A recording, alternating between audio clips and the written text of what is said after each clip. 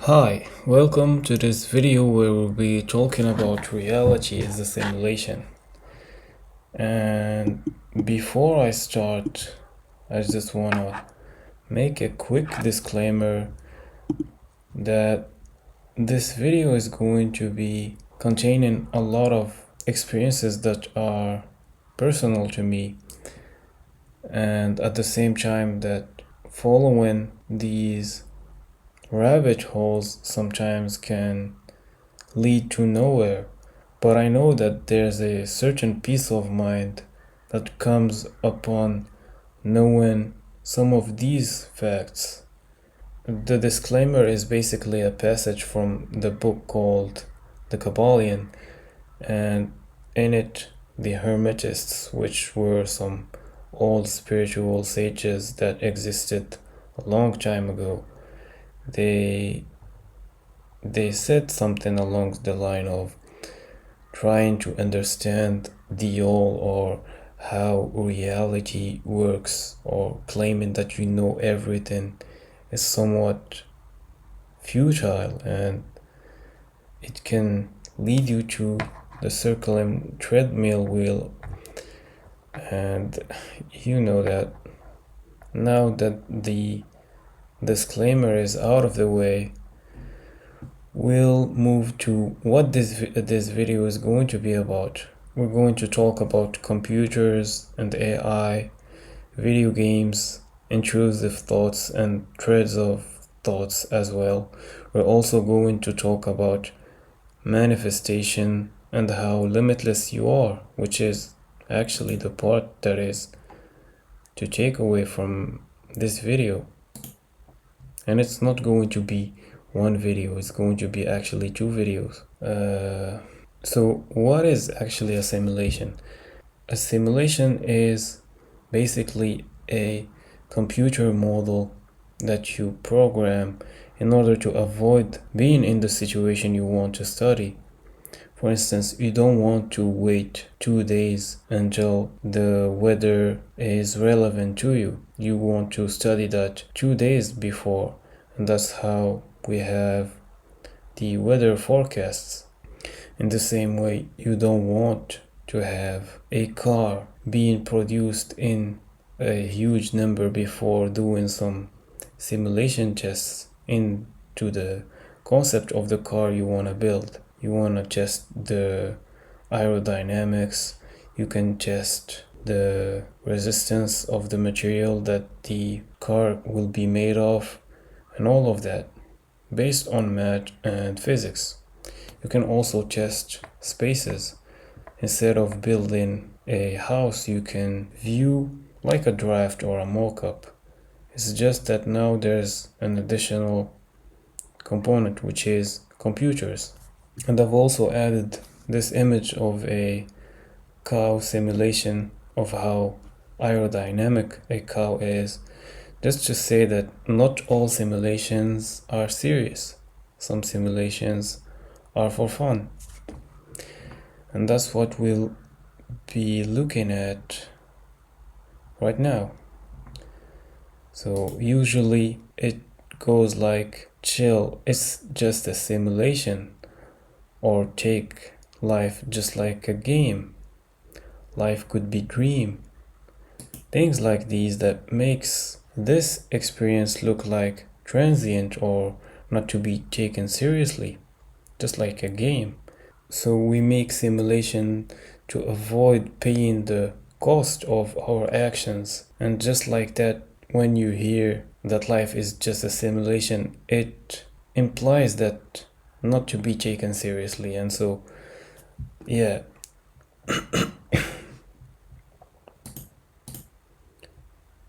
Here is some popular games that I thought of related to simulation games. So we've got PUBG, which is very popular mobile game. There's Minecraft, also a lot of video games. And I know that there's a generation of people that grown up playing these games.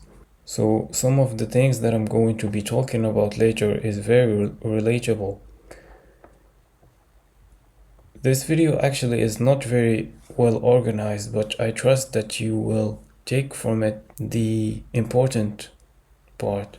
And so I just want to remind the people that are watching right now that there is actually two sides of the brain. There's the rational part, and then there's the unspecific part. Each one of these parts of the brain has a long list of attributes. Basically, this one is the masculine part, this one is the feminine part, this one is the specific one, the algorithmical one, step 1, step 2, step 3. This one is more related to the subconscious, the heart, the timelessness, and so on. And this is a meme that I've seen a while ago on Facebook, which is where the man is asking the woman, what do you want? And it was made out as a meme, like he was asking her where she wants to eat. So the masculine type of thinking is, I need to go this place, then this place, then this place. So it's obvious to him where he wants to eat. But then the feminine thinking is somewhat unspecific, and she's basically feeling her way through where she wants to eat. Okay, so now that you know, or you've been reminded of what both sides of the brain functions are, this is what I meant by something that's personal to me. But again, there's a whole generation that's been playing video games. So this is the experience that is personal to me. As I get sleepy, whether during the day or before I sleep, there's this state that is referred to as the groggy state, or the state akin to sleep. And during that time, as I'm aware of my thoughts, which are usually having to do with my current circumstances, my current world, my current life. And so it goes like, I've achieved this in this day, I failed to do that, tomorrow I'm going to do this. And all of these, they are related to my current 3D reality. But then all of a sudden there's a slight acceleration or deceleration, as you want to call it, which is similar to a falling sensation. And all of a sudden I perceive what it is that was a video game that I've been playing, or that I haven't played for at least 10 years, if not more. This is a very pixelated, old type of game, and it has nothing to do with my current circumstances. Plus, another thing is that when these thoughts happen, or when these thoughts / dreams happen, there is no peripherals. I am inside of the game. It's not as if I can notice the mouse or the keyboard. That's how focused I am, or I used to be on that game. And I'm gonna say that most of my lucid dreams were about spaces in this game. But why does this matter? So, judging by my experience in lucid dreams and how detailed and real this was, plus adding to that the fact that there's multiple Counter-Strike maps, and if you were to ask me right now what are some maps that you know of in that game, I might list 2, 4, 5 maps that I remember right now. But if you ask me that the next day I might say another different 5 maps. And the reason is that, by the way, these are maps, but I included in that also a landmark in Romania, which is not related to Counter-Strike, but I just want to say that this cluster here is not very specific. And that's, by the way, the groggy state. You go from specific thinking to all of a sudden unspecific thinking, which relate to this masculine feminine thing that we have, or way of thinking. And this makes me think that I am currently, even subconsciously, playing Counter-Strike, which might seem unrealistic, but if I am constantly being updated in Counter-Strike or getting reminded of new experiences every time, adding to the fact that the subconscious is timeless, then I can only imagine what I would be doing right now subconsciously related to Counter-Strike. So that's a space that I venture into when I get to sleep, or groggy or sleepy. Now, there's a different experience, which is deep shock. And I prompted ChatGPT to give a picture in order to illustrate this, because I didn't want to put the actual image of what I'm going to be talking about. There's an image of a woman in shock. If you search on Google, which I don't advise you to do that, there's a woman in shock inside of a car that went into a crash accident. Nothing happened to her, but she's in complete shock, and while she's in shock, she's putting makeup. So when the specific, what we're going to name it, the rational part of your brain says that, I can't do this anymore, I'm leaving. The subconscious part takes over, and now that person is doing makeup, which is where she feels safe. So this is what inspired this picture. And I would ask you, if something like that were to happen, where will you go? Where will your attention go into?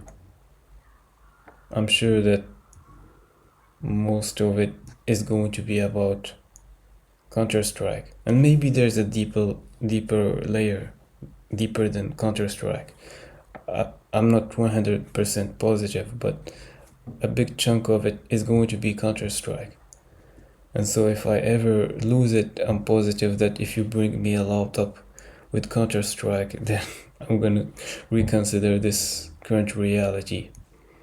Okay, there's a lot of people that are more lucid than I am, way more lucid. And so they go into sleep at night and they visit places in their dreams which they consider to be other lifetimes that they are going through in parallel to this reality. And so when a hypnotizer does this thing, which is very famous, you've probably seen it in movies, he's trying to put you in a similar state of REM sleep. So when you're going to be following this clock moving like this, your eyes are going to be oscillating like this. And that's similar to the state you're in REM sleep, which is the sleep phase that is rich in vivid dreams. REM sleep stands for rapid eye movement. And if your eyes synchronize in a certain way, they will induce a state of hypnosis, where you would be able to see these past lives or concurrent life experiences. Also, from my experience, shifting my circadian rhythm makes me more aware of these dreams, how vivid they are, and sometimes they're very long. Circadian rhythm being the time where you eat and the time you sleep at. So if I overeat at night, I'm certainly going to be having a vivid sleep night. And it's not something that you can repeat all the time because the body adapts and you get less aware of those dreams. But yeah, if you've experienced psychedelics or any other substance, you probably know all of this, and you're like, this is nothing new. But yeah, you can do this in order to access these parallel realities. So specific and unspecific thinking. And I'm putting spaghetti here because spaghetti is like a path, a thread, the relation. A spiritual thing to say is that nothing exists besides the relation between the things. So a thing doesn't exist, but the relation between a thing and another is what exists. If you consider these dreams that we are having right now subconsciously, these are threads of thinking. So we're having multi-threading, and multi-threading is a term in computers that we're going to be arriving at very soon. So multi-threading, multi-intelligence, multi-lives. If you're aware of all of those threads, and sometimes actions in real life happen that crystallize and make you really remember one of those threads, multi-dimensions. Yeah, that's what a human being is. Alright, so now we're going to move to the computer part that is related to this thing. And attention is all you need. So if you were to hear something like that, you would think that this is some spiritual Neville Goddard or who else? The New Thought movement type of thing to say attention is all you need. But actually this is a scientific paper that was published by Google, and that scientific paper is what made a big leap in the current artificial intelligence that we're having. So they talk about GPUs, and I haven't read the paper, but I used Notebook LM to understand it.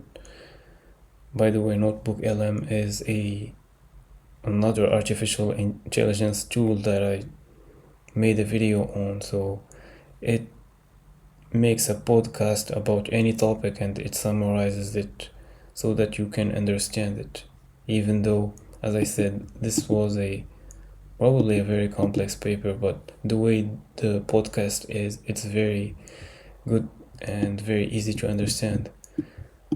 So CPU and GPU, and I'm not going to say that GPUs are contrasted with CPUs because they're not.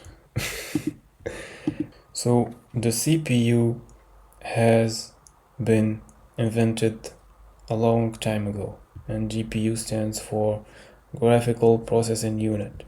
This, by the way, the GPU has been invented for video games. After that, it was used for many other simulations and models other than video games, until it's been used as a revolutionary tool for AI. So one thing about the CPU is that it's fast, and it can have threads. It can have more than one thread, not like this picture. So this picture is only for simplification. But what a thread is something like a task that you can give a computer, and in the thread that task is going to be happening. So for instance, you can task a CPU to count from 0 to 100 in one thread and display it in the computer. We can do that too, can count to 100, 1, 2, 3, 4. And at the same time, you can task it in the second thread. CPUs usually have 4, 8, something like that in the dozen of threads. You can task in the second thread for it to count from 100 to 0 backward. And then in the third thread, you can have another program that's running. Maybe you want to sort alphabetically a Excel spreadsheet.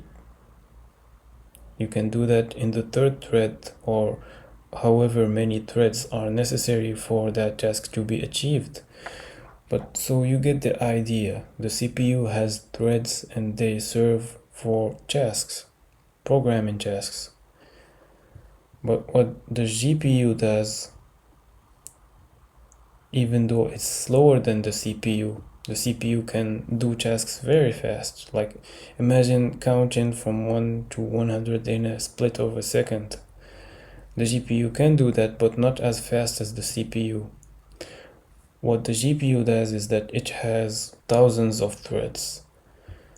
So it can not count as fast as the CPU, for instance, but it has a lot of threads where it can be counting and doing all type of stuff. Because, as I said, it was introduced for video games, and video games involve a lot of math calculations related to space-time. As you can see, it's not a coincidence that the moment GPUs were invented, or 20 years later, something like that, that intelligence in the form of artificial intelligence that we have right now, it has been emerging. So even though we've had CPUs that do algorithmical tasks very fast, we weren't able to make intelligence, and by we I mean humans. But it took multi-threading in order for models like ChatGPT to be able to do what it's doing right now. So yeah, multi-threading is is quite the thing, and we're going to be making another example of this.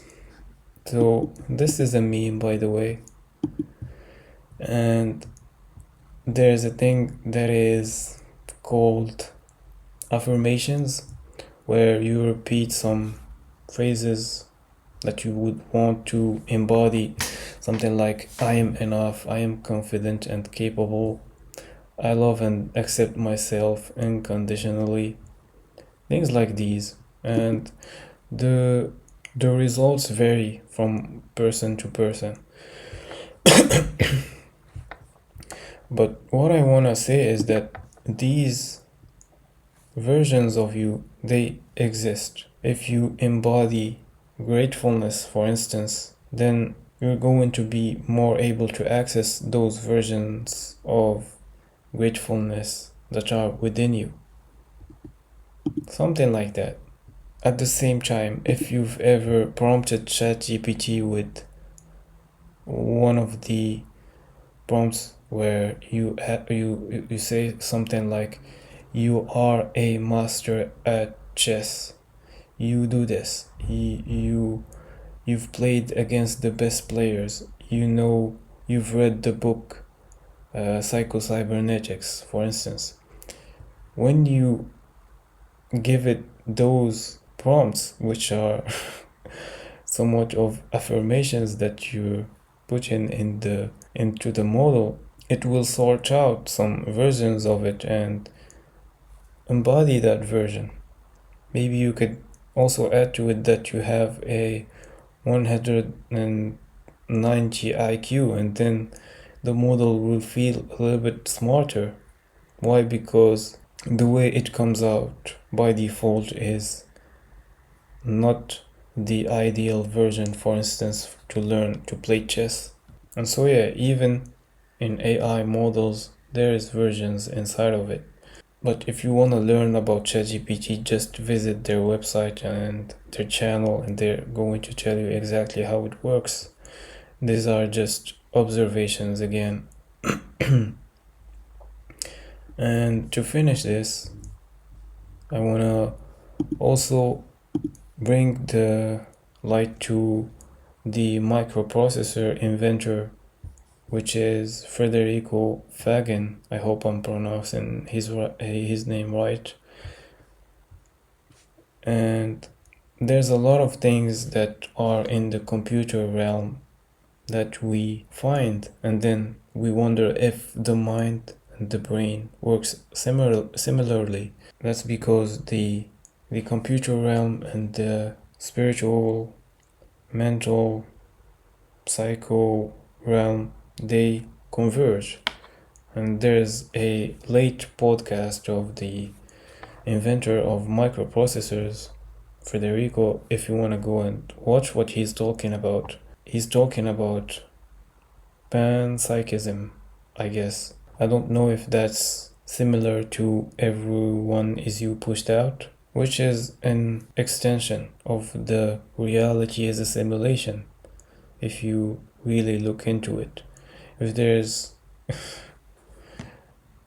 external or parallel realities that you are experiencing right now, then to what extent, or where is the limit? Why wouldn't you be experiencing you pushed out at the same time? But yeah, one of the things that he spoke about in his podcast is that he made a challenge, or he accepted a challenge to the podcaster, that he's going to prove that plants are indeed conscious and aware. This is the experiment that he's working on right now. So yeah, this is a video about how reality is a simulation.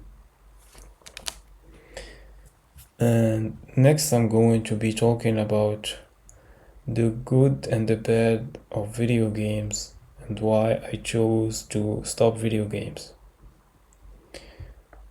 So thank you for watching, and see you on the next one.